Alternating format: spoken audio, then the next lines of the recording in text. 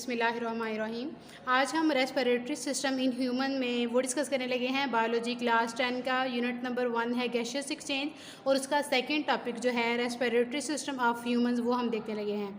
इससे पहले वाली वीडियो में हमने देखा रेस्पिरेटरी सिस्टम जो था वो गैसियस एक्सचेंज प्लांट्स में किस तरह से होती थी, उसको हमने डिस्कस किया। और अब हम डिस्कस कर रहे हैं respiratory system of the human beings. तो जब हम देखते हैं ह्यूमन बींग्स को या अदर हायर एनिमल्स को, तो उनमें एक्सचेंज ऑफ गैसेस जो है वो कैरिड आउट होती हैं बाय अ स्पेशल प्रोसेस। उस प्रोसेस को हम नाम देते हैं रेस्पिरेटरी सिस्टम का। ह्यूमन बींग्स में और दूसरे जो हायर एनिमल्स हैं उनमें गैशियस एक्सचेंज जिस प्रोसेस के थ्रू होंगी वो प्रोसेस क्या कहलाएगा, रेस्पिरेटरी सिस्टम। उसके बाद जब हम पार्ट्स ऑफ रेस्पिरेटरी सिस्टम को देखते हैं तो मेजर इसके 2 पार्ट्स हैं, जिसमें फर्स्ट वाला जो है हमारे पास वो है एयर पैसेज वे और सेकंड वाला है लंग्स।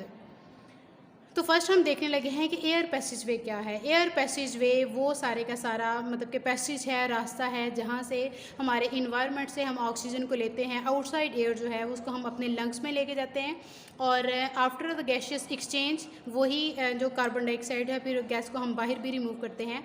ये सारे का सारा जो पैसेज होगा उसको हम नाम देंगे एयर पैसेज वे का। तो अब हम देखते हैं कि एयर पैसेज वे का सबसे पहला जो पार्ट है, आगे से इसके कौन कौन से पार्ट हैं। एयर पैसेज वे किन किन ऑर्गन्स पे मुश्तमिल है, कंसिस्ट कर रहा है, वो हम देखते हैं। तो पार्ट ऑफ एयर पैसेज वे की बात करें तो फर्स्ट पे है हमारे पास नेज़ल कैविटी। अब नेज़ल कैविटी को इनक्लोज जिसने किया हुआ है वो क्या है, हमारे पास ऑर्गन, हमारा सेंस ऑर्गन जो है नोज़, उसने इनक्लोज किया हुआ है नेज़ल कैविटी को। नेज़ल कैविटी जब ओपन होती है आउटसाइड हमारे यानी कि मुंह पे होंठों के ऊपर, वो जब ओपन हो रही है नेज़ल कैविटी तो उसको उस ओपनिंग को हम क्या नाम देते हैं, नॉस्ट्रिल्स का नाम देते हैं। और अगर हम फेस की बात करें तो हमारे फेस पे जो नेज़ल कैविटी जो है वो ओपन हो रही है जिसको हमने नॉस्ट्रिल का नाम दिया है, वो नॉस्ट्रिल कहलाएंगे external nostrils. Nasal cavity is divided into the 2 portions by a wall. अब नेज़ल कैविटी जो है वो एक वॉल जो है उसके दरमियान में है, और उसने नेज़ल कैविटी को 2 पोर्शन में डिवाइड किया हुआ है। Each portion lined by small hairs and mucus. और अगर हम अपने नोज़ में देखें तो वहाँ पे स्मॉल हेयर्स लाइक स्ट्रक्चर्स हैं, स्मॉल हेयर्स हैं, और उसके अंदर म्यूकस है। अब ये फाइन हेयर जो है हमारे नोज़ के अंदर, म्यूकस जो है इसका फंक्शन क्या है। फाइन हेयर और म्यूकस जो है वो फिल्टर करेगा डस्ट पार्टिकल्स को और मॉइस्चर करेगा एयर को, and keep its temperature nearly equal to the body. और जितना टेम्परेचर हमारे बॉडी का होगा उतना ही एयर का टेम्परेचर भी किया जाएगा जो कि हमने उसको इनहेल करना है। उसके बाद जो है नेज़ल कैविटी का फंक्शन क्या है। नेज़ल कैविटी अब ओपन हो रही है फेरेंक्स में, और bye means of small opening जिसको हम नाम देंगे इंटरनल नॉस्ट्रिल्स का। पहले यहाँ पे मैंने जो आपको बताया है कि वो नॉस्ट्रिल्स जो कि हमारे आउटसाइड में ओपनिंग जिनकी हो रही है उसको मैंने नाम दिया था एक्सटर्नल नॉस्ट्रिल का। और जहाँ पे अब नेज़ल कैविटी फेरेंक्स से होती हुई स्मॉल ओपनिंग में जाके ओपन हो रही है उसको हमने क्या नाम दिया है, इंटरनल नॉस्ट्रिल्स का। अब यहाँ पे ये फेरेंक्स क्या है। फेरेंक्स जो है वो मस्कुलर पैसेज है, मसल से बना हुआ एक रास्ता है, और ये कॉमन है किस चीज़ के लिए, फूड के लिए भी और एयर के लिए भी। जब हम खाना खाते हैं तो खाना खाने के दौरान भी जो हमारा खाना है उसने भी फेरेंक्स से गुजरना होता है, और जो हम एयर अंदर लेके जा रहे हैं वो भी किस में से गुजरेगी, वो भी फेरेंक्स में से गुजरेगी। तो ये कॉमन पैसेज है किस चीज़ के लिए, फूड के लिए भी और एयर के लिए भी। अब फेरेंक्स जो है वो आगे से एक्सटेंड हो रही है to the opening of the oesophagus and the larynx. तो ईज़ोफेगस, अगर मैं डाइजेस्टिव सिस्टम की यहाँ पे बात करूँ तो फेरेंक्स के बाद जो आ जाएगी चीज़ वो क्या होगी, ईज़ोफेगस। खाना जो है, क्योंकि फेरेंक्स जो है वो तो कॉमन है फूड के लिए और एयर के लिए। तो जब हम फूड की बात कर रहे हैं तो फूड जो है वो ओरल कैविटी से होती हुई जब फेरेंक्स में जाएगी तो फेरेंक्स के बाद वो कहाँ पे चली जाएगी, कहाँ पे जाके ओपन होगी, फेरेंक्स ईज़ोफेगस में। ईज़ोफेगस से देन वो स्टमक में चली जाएगी। तो अगर हम इसकी बात करेंगे रेस्पिरेटरी सिस्टम की, तो वहाँ पे फेरेंक्स के बाद जिसकी ओपनिंग होगी वो किस चीज़ में जाके होगी, वो लेरिंक्स में जाके होगी। उसके बाद यहाँ पे हम देखते हैं ग्लॉटिस और एपिग्लॉटिस क्या चीज़ है। At the floor of the pharynx, यानी कि फेरेंक्स के फ्लोर पे एक नैरो तंग सी एक ओपनिंग होती है जो कि फेरेंक्स को लेके जा रही है लेरेंक्स तक। उस ओपनिंग को हम क्या नाम देते हैं, ग्लॉटिस का नाम देते हैं। तो ग्लॉटिस जो है वो फ्लैप ऑफ टिश्यू से ढका होता है जिसको हम एपिग्लॉटिस का नाम देते हैं। अब ग्लॉटिस की ओपनिंग और उसकी क्लोजिंग कब होती है, जब हम खाना खाते हैं तो ये ग्लॉटिस जो है वो ग्लॉटिस के ऊपर जो ये मैंने आपको फ्लैप ऑफ टिश्यू बताया ये बंद हो जाएगा कि खाना जो है वो हमारा वो फेरेंक्स से होता हुआ ईज़ोफेगस में चला जाए, वो लेरेंक्स में ना जाए। जब हमें गोता लग जाता है तो वो यही होता है गोता लगने की कंडीशन में कि ग्लॉटिस जो है वो पूरी तरह से बंद नहीं हो पाता, एपिग्लॉटिस जो है वो अपना काम जो है वो परफॉर्म नहीं करता। इस वजह से हमारा खाना जो है वो फेरेंक्स से होता हुआ लेरेंक्स में चला जाता है, वो इज़ोफेगस में नहीं जाता। इस वजह से हमें गोता लगता है खाना खाते हुए। तो ये जो फ्लैप ऑफ टिश्यू है इसको हमने क्या नाम देना है, एपिग्लॉटिस का, यानी कि ग्लॉटिस के ऊपर एक ढक्कन है। उसके बाद आ जाती है जी लेरेंक्स। तो लेरेंक्स को हम कहते हैं वॉइस बॉक्स, यानी कि आवाज़ प्रोड्यूस करने वाला बॉक्स है ये। और ये लेरेंक्स किस चीज़ से मिलकर बना हुआ है, कार्टिलेज से। और इसको हम क्या कहते हैं, लेरेंक्स को वॉइस बॉक्स भी कहते हैं कि जो हमारी आवाज़ प्रोड्यूस होती है वो किसके ज़रिए से हो रही है, वो लेरेंक्स में प्रोड्यूस हो रही है। उसके बाद एयर पैसेज वे का एक सबसे इम्पोर्टेंट पार्ट जो है वो हमारे पास, उसको हम ट्रैकिया कहते हैं। ट्रैकिया को विंड पाइप भी कहा जा सकता है। इसकी लेंथ जो है वो 12 सेंटीमीटर है और ये बिल्कुल सामने है। इज़ोफेगस और ट्रैकिया बिल्कुल आपको इसी तरह नज़र आएंगे आगे पीछे। क्योंकि फेरेंक्स के बाद क्या चीज़ आ जाती है, खुराकी नाली की बात करें तो इज़ोफेगस है, और अगर हम रेस्पिरेटरी सिस्टम की बात करें तो वहाँ पे फेरेंक्स के बाद लेरेंक्स है, लेरेंक्स के बाद ट्रैकिया स्टार्ट हो गया हुआ है। तो ट्रैकिया की जो लेंथ मैंने आपको बताई है वो कितनी है, वो 12 सेंटीमीटर है और ये बिल्कुल किसके सामने है, इज़ोफेगस के सामने है। अगर हम ट्रैकिया की शेप की बात करें तो सी शेप कार्टिलिजिनियस रिंग्स जो हैं वो इसकी वाल में पाई जाती हैं, ट्रैकिया के वाल में। या ट्रैकिया जो है वो किस चीज़ से, वो कार्टिलेज रिंग से मिलकर बना होता है। कार्टिलेज क्या करता है, अब कार्टिलेज यहाँ पे अल्लाह ताला ने हमारे बॉडी में जो भी काम किया हुआ है उस काम का हम यहाँ पे साइंस भी उस बात को प्रूव कर रही है। कार्टिलेज यहाँ पे क्यों है, ये जो ट्रैकिया है, सांस की नाली जो है इसमें कार्टिलेज हम कहते हैं करी हड्डी जो होती है। कार्टिलेज का मकसद ये है यहाँ पे कि कार्टिलेज जो है वो ट्रैकिया को बंद नहीं होने देती, इवन कि जब एयर नहीं भी होती तो वो कोलैप्स नहीं होने देती। Cartilage keep the trachea from collapsing even when there is no air in it. जब ट्रैकिया के अंदर एयर नहीं भी होगी तो कार्टिलेज क्या है, वो अपनी सी शेप को मेंटेन रखेगा, वो उसको ट्रैकिया को बंद नहीं होने देगा। उसके बाद आ जाती है हमारे पास जी नेक्स्ट जो है एयर पैसेज वे का पार्ट, वो है हमारे पास ब्रोंकाई। अब यही वाला ट्रैकिया जब चेस्ट कैविटी में ऐड हो रहा है, एंटर हो रहा है, on entering the chest cavity, तो ट्रैकिया जो है वो डिवाइड होगा 2 स्मॉलर ट्यूब्स में। उन 2 स्मॉलर ट्यूब्स को हम क्या नाम देंगे, ब्रोंकाई का नाम देंगे।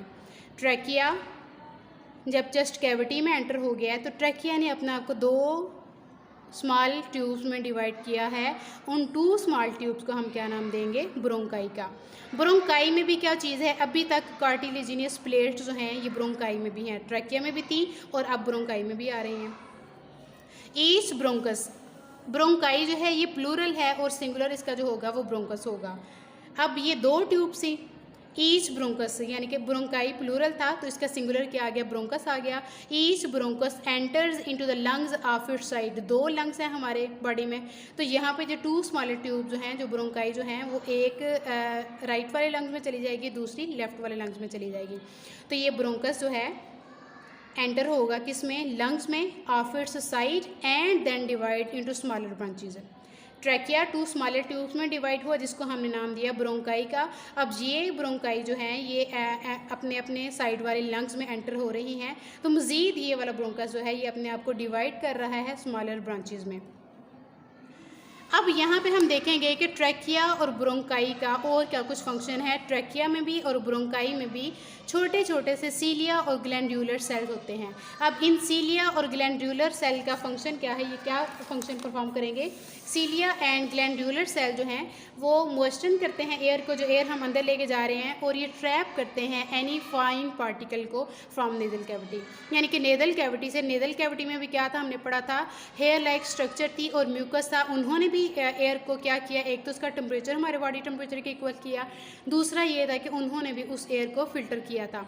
अब जो भी और एनी फाइन पार्टिकल रह गए हैं हमारी एयर में जो कि हम अंदर लेके जाएंगे हैं, तो ये ट्रैकिया और ब्रोंकाई में क्या है, सीलिया और ग्लैंड्यूलर सेल्स हैं। वो सीलिया और ग्लैंड्यूलर सेल क्या करेंगे, एयर को मॉइस्चर भी करेंगे और जो मज़ीद फाइन पार्टिकल इसमें रह गया हुआ है उसको भी ये रिमूव कर लेंगे।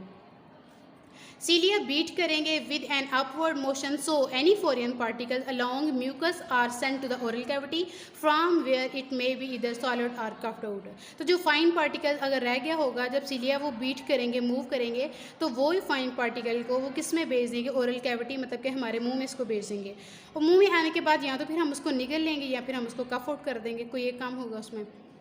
ब्रोंकाई क्या करेंगे, ब्रोंकाई नेक्स्ट कंटिन्यू होते हैं dividing into the lungs and make several fine tubes called the bronchioles. ये ब्रोंकाई जो हैं ये जब मज़ीद डिवाइड हो रहे हैं तो ये छोटी छोटी सी ट्यूब्स बना देते हैं, जिनको हम क्या नाम देते हैं, ब्रोंक्यूल्स का नाम देते हैं। अब यहाँ पे आके ब्रोंक्यूल्स में आके कार्टिलेज जो है वो लॉस हो जाएगी, नहीं रहेगी, एज दे बिकेम नैरो, और वो थोड़ी तंग हो जाएंगी। Bronchioles and as fine tubules called alveolar ducts. Bronchi जो थी मैं स्टार्ट थोड़ा लेने की, ट्रैकिया जो था वो डिवाइड हुआ 2 स्मॉल ट्यूब्स में, जिसका हमने नाम दिया ब्रोंकाई का। ब्रोंकाई आगे से फिर जो थी वो फाइन ट्यूब्स में चेंज हुई, डिवाइड हुई, जिसको हमने नाम दिया है ब्रोंक्यूल्स का। ब्रोंक्यूल्स में अब कार्टिलेज नहीं रही, और यही वाला ब्रोंक्यूल जो है ये नेक्स्ट जाके फिर फाइन ट्यूब्यूल्स में अपने आप को डिवाइड करेगा, और उन फाइन ट्यूब्यूल्स को हम क्या नाम देंगे, एल्वुलर डक्ट का। और हर एल्वुलर डक्ट जो है वो ओपन होगी इनटू द क्लस्टर ऑफ पोचेस, उन क्लस्टर ऑफ पोचेस को हम क्या नाम देंगे, एल्वोलाई, जहाँ पे ग्रेप्स लाइक स्ट्रक्चर पड़ी होगी। अब ये एल्वोलाई प्लूरल है तो सिंगुलर इसका क्या होगा, एल्वुलस होगा। Each alveolus is a sac like structure lying by a single layer of epithelial cells. और एल्वुलर जो है ये सैक लाइक स्ट्रक्चर होगी, और इसमें क्या होंगे, एपिथेलियल सेल की सिंगल लेयर इनमें होगी, जिनसे ये मिलकर बने होंगे। उसके बाद सेकंड वाला जो हमारा एयर पैसेज वे का पार्ट था, वो कौन से वाला पार्ट है हमारे पास, लंग्स। एयर पैसेज वे हमारा यहाँ पे कंप्लीट हो गया। सबसे पहले एयर पैसेज वे में हमने नोज़ को देखा है, नोज़ के बाद हमने ट्रैकिया को देखा है। ट्रैकिया जो डिवाइड हुआ था ब्रोंकाई में, ब्रोंकाई आगे से फिर डिवाइड हुए थे फाइन ट्यूब्स में, जिनको हमने नाम दिया था ब्रोंक्यूल्स का। ब्रोंक्यूल्स फिर फाइन ट्यूब्यूल्स में डिवाइड हुई, जिनको हमने नाम दिया एल्वुलर डक्ट का। और यही एल्वुलर डक्ट जब कंबाइन हुई तो उनको हमने क्या नाम दे दिया, एल्वोलाई का। सेकेंड जो पार्ट था रेस्पिरेटरी सिस्टम का, वो हमारे पास क्या है, लंग्स, जिनको हम फेफड़े भी कहते हैं। तो all the alveoli on one side constitutes a lung. जो राइट साइड के एल्वोलाई हैं वो राइट वाले लंग्स बनाएंगी, जो लेफ़्ट वाली एल्वोलाई हैं वो लेफ़्ट वाला लंग्स बनाएंगी। उसके बाद हमारी आ जाती है चेस्ट वॉल फॉर्मेशन, कि हमारी जो चेस्ट है, जो रिब्स वाला पोर्शन है, चेस्ट वॉल की फॉर्मेशन कैसे हुई है। तो इसमें 12 पेयर्स हैं रिब्स के, और रिब्स मसल को हम कहते हैं इंटरकॉस्टल मसल्स। 12 पेयर्स का मतलब यह है कि 24 रिब्स हैं ह्यूमन बींग में, ठीक है। 12 पेयर्स हैं रिब्स के, और रिब्स मसल को हम क्या कहते हैं, इंटरकॉस्टल मसल्स। यहाँ पे एक बात मैं बताती चलूँ कि जब हम बात करते हैं मेल की, तो मेल में एक जो है रिब वो कम है, ठीक है।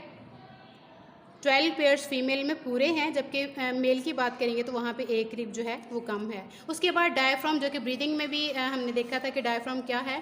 तो डायफ्राम क्या है, ये एक मस्कुलर स्ट्रक्चर है जो कि लंग्स के नीचे प्रेजेंट है, उसको हम क्या नाम देते हैं, डायफ्राम का। ये एक डोम शेप स्ट्रक्चर होती है जिसका हम डायफ्राम का नाम देते हैं। तो लूप्स की बात करें, लंग्स की कितनी लूप्स हैं, तो लंग्स की 2 लूप्स हैं। लेफ़्ट लंग जो है वो स्लाइटली स्मॉलर है, और उसके कितने लूप्स हैं, 2 लूप्स। लेफ़्ट वाला लंग्स जो है वो हमारा क्या है, थोड़ा छोटा है, और उसके लूप्स कितनी हैं, मतलब उसके स्ट्रक्चर में अगर हम देखें तो इस तरह के वो स्ट्रक्चर हमें नज़र आएंगी। तो वो क्या है, इसकी 2 लूप्स हैं। अगर हम राइट वाले लंग्स को देखेंगे तो वो थोड़ा बिगर है, और उसमें कितनी लूप्स हैं, उसमें 3 लूप्स हैं। और जब हम लंग्स की बात करते हैं, लंग के स्ट्रक्चर की, तो लंग्स जो हैं वो हमारे स्पंजी और इलास्टिक आर्गन है हमारे बॉडी में। ब्लड वेसल्स की बात करते हैं, the lungs also have blood vessels that are the branches of pulmonary arteries and veins. तो पल्मोनरी का वर्ड जो है ये लंग्स से रिलेटेड है। पल्मोनरी आर्टरीज वो आर्टरीज होती हैं जो कि हार्ट से डीऑक्सीजनेटेड ब्लड को लेती हैं और लंग्स तक लेके आती हैं, वो क्या कहलाएंगी, पल्मोनरी आर्टरीज कहलाएंगी।